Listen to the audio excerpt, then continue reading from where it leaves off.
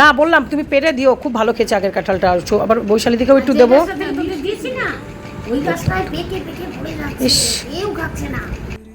আর এখন আমরা খেতে বসেছি, তার সাথে তোমাদেরকে জানিয়ে দিই আমাদের লাঞ্চ মেনু।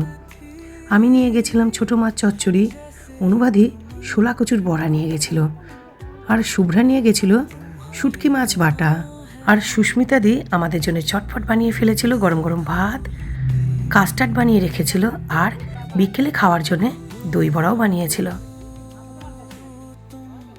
তোরা খেয়ে বলবি